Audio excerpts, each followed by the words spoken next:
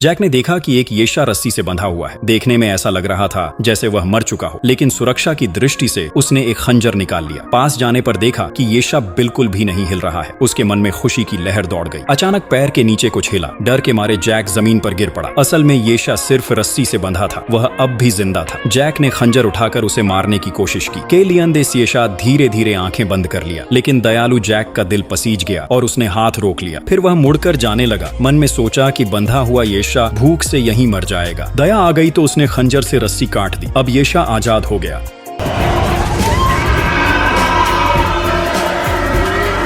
वह गरज कर उड़ गया, लेकिन उड़ते वक्त डगमगाता रहा जैसे किसी चोट से गुजरा हो। जैक जंगल से गुजरा और जमीन पर काले शल्क देखे। ये तो येशा के शरीर से गिरे हुए थे। दरअसल वह एक पहाड़ी गड्ढे में फंसा हुआ था और निकल नहीं पा रहा था। कई बार कोशिश की लेकिन उड़ नहीं सका। जैक ने कलम से येशा का पूरा आकार बनाया और पाया कि उसकी बाईं पूंछ की पंखी गायब है। यही कारण था कि वह ठीक से उड़ नहीं पा रहा था। वह बार बार कोशिश करता, लेकिन आखिरकार जमीन पर ढह जाता। अचानक पानी से मछलियां कूदने लगी। वह पानी में कूदकर मछली पकड़ने लगा, लेकिन मछली नहीं मिली। उल्टा पानी पीकर खांसने लगा। जैक समझ गया कि वह भूखा है। उसने ढाल लेकर एक मछली पकड़ी और उसे ढूंढने लगा, मगर येशा कहीं दिखा नहीं। असल में वह चुपचाप जैक के पीछे छिपा हुआ था। फिर छलांग लगाकर सामने आ गया। जैक ने कहा कि वह खाने के लिए लाया है, लेकिन येशा अब भी संकोच कर रहा था। जैक ने ढाल और चाकू नीचे रख दिए। अब येशा समझ गया कि जैक का कोई बुरा इरादा नहीं है। धीरे धीरे पास आकर उसने मुंह खोला और मछली खाने की कोशिश की।